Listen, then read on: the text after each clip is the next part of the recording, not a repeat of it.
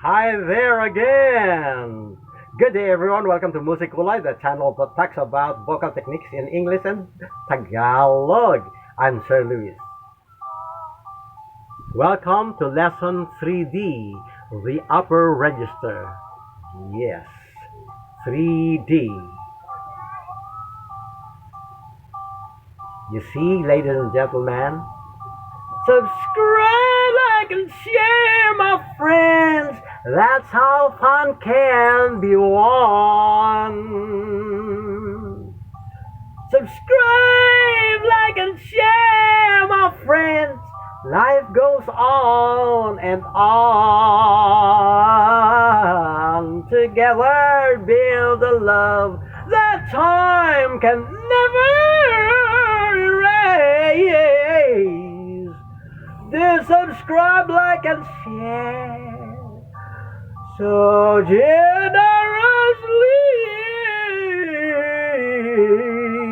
to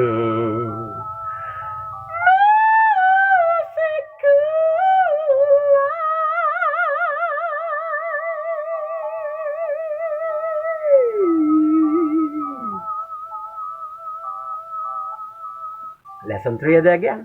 Welcome. Welcome, my dear friends.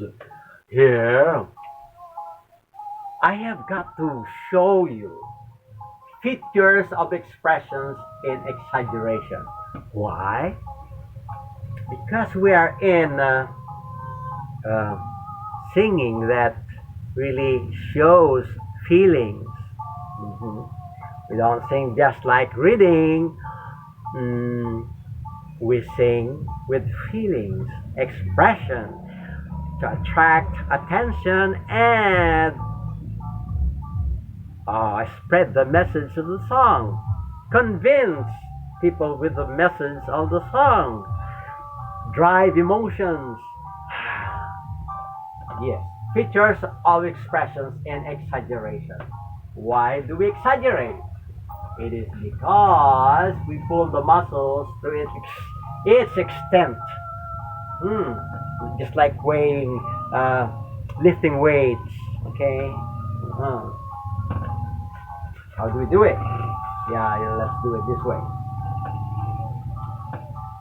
When you're surprised, astonished, when you are all suspense, yelling, scalp forward.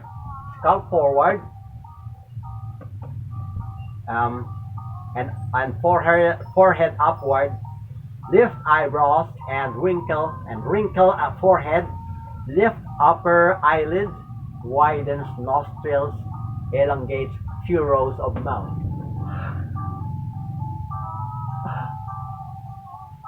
Nagulat, nagulat, nabigla, na-suspense, o kaya sisigaw, okay?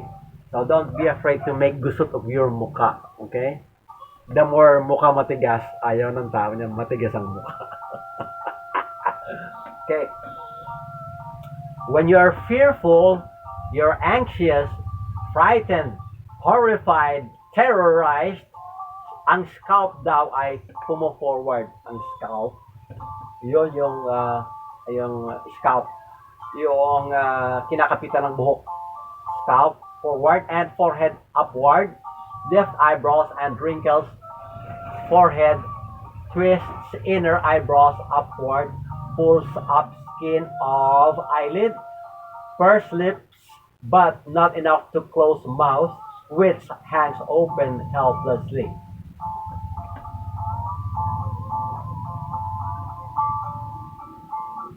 Ganon? Paano nga? Sige nga, kayo nga gumawa nun. Ako.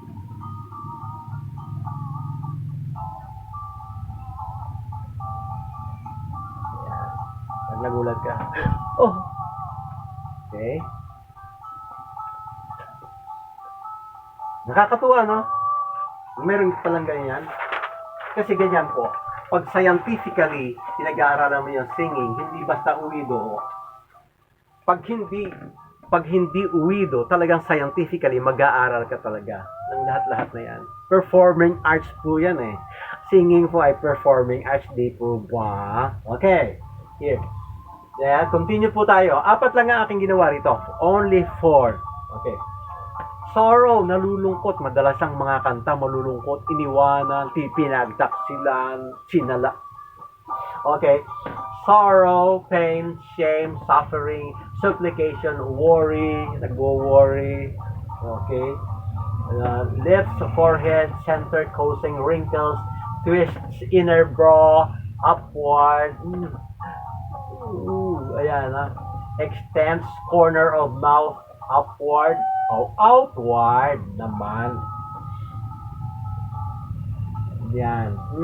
Sorrow. Sorrow and pain. Inagawan ako ng nobya. Inagawan ako yung pampito kong nobya, inagaw. Sobra mo naman ang takaw kasi. Okay. Contempt. Contempt. Cynicism, disdain, haughtiness, impatience, jealousy, mistrust, sneering, suspicious, may lift one side of forehead, one brow up and the other down, furrow may appear, may wrinkle part of the nose.